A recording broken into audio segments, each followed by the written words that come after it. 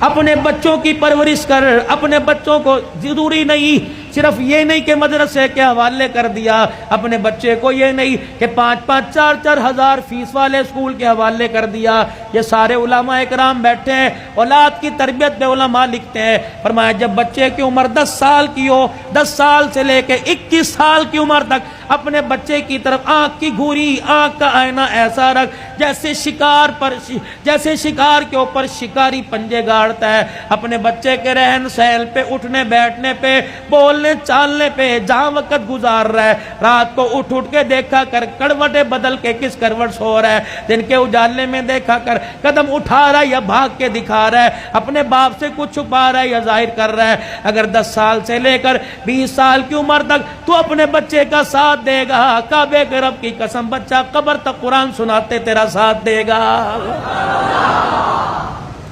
وگرنہ حال یہ ہو جائے گا, اللہ اکبر, جنازگاہ کے باہر کھڑا ہو کر ہاتھ پہ ہاتھ رکھ کے کھڑا ہوگا. محلے والے آئیں گے, ریڈی والے آئیں گے, دکان والے آئیں گے, رشتہ دار آئیں گے. صبح سرد سے رشتہ دار آ کے جنازہ پڑھ کے چلے جائیں گے. بیٹے کو کہیں گے, پڑھ کہے گا مجھے باپ کو کندھا دینا تو آتا ہے لیکن میت کے اوپر مجھے جنازہ پڑھنے کی دعا ہی نہیں آتی ہے. اللہ سے خیر مانگو اپنے بچوں کی.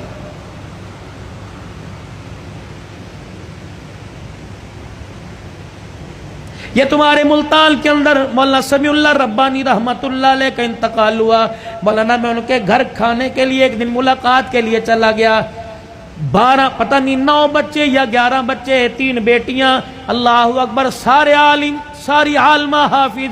پھر آگے ان کے پوتے دوتے, خاندان میں میل جول والوں میں 65 کے قریب بچے بچیاں تھے. ان میں سے اکثر عالم تھے, باقی سارے حافظ تھے. میں ان کے گھر بیٹھا, بیٹھنے کے لیے کرسی کوئی نہیں, چرپائی ٹوٹی ہوئی, شلوار کسی اور رنگ کی, کرتا کسی اور رنگ کا. ایک پرانی سی پلیٹ میں 4-5 بسکٹ, چائے کا کپ آیا اور مجھے کہنے لگے مولوی صاحب ان برتنوں کو نہ دیکھنا, میرے سینے میں جھانک کے دیکھ, میرا دل بڑا سکون میں ہے. الحمدللہ میں نے اپنے بچوں کو قرآن کا حافظ بنایا, عالم بنایا.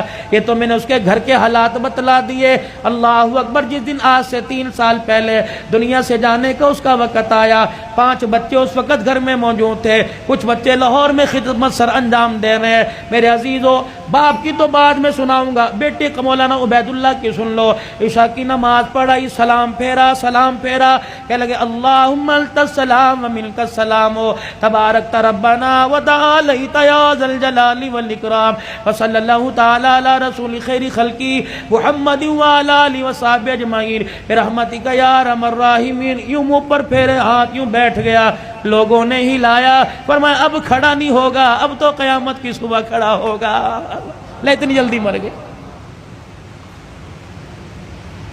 جو کام کرتے مرے گا وہ کام کرتے اٹھے گا. قیامت کا دن ہوگا, اللہ اسے عشاء کی نماز کے وقت مصلی سے اٹھائے گا. اب باپ کا حال, مفتی سیف اللہ صاحب, میں تعزیت کے لیے گیا, مجھے کہنے لگے مولانا ابا جان کا انتقال کیسے ہوا؟ 1:15 بجا تھا. ابا جان نے کمرے میں شور کر دیا, امی اٹھ کے آ گئی, میں اٹھ کے آ گیا, بھائی دوسرا اٹھ کے آ گیا. کہنے لگے عبید اللہ کو بلا لے, عبداللہ کو بلا لے, اور اسی طریقے سے کفایت اللہ کو بلا لے.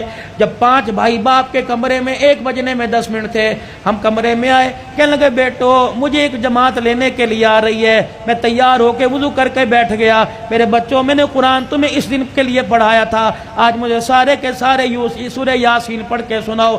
بیٹیوں نے, گھر والی نے, 5 بچوں نے سورہ یاسین سنائی. کہنے لگے الحمدللہ. پھر سب بچوں سے مصافحہ کیا, بیوی سے الوداع کہا, اور پھر کہنے لگے ذرا کمرے کے باہر جانا, کچھ جماعت باہر کھڑی ہے. اللہ اکبر, کمرے سے باہر سارے بچے چلے گئے. کہنے لگے جی السلام علیکم, السلام علیکم, اندر آ جاؤ. اندر آ گئے. کہنے لگے وہ میرے باہر والوں اور اندر والوں سارے گواہ رہنا, میں ایمان پر کلمہ پڑھتے ہوئے جا رہا ہوں. اور زبان سے کہا اشہد ان لا الہ الا اللہ واشہد ان محمد رسول اللہ. اتنا کا آنکھیں بند ہو گئی. بیٹے کہنے لگے اللہ کی قسم مولانا, کمرے میں ایسی خوشبو آئی جس خوشبو کو آج سے پہلے کبھی ہم نے سونگا ہی نہیں تھا.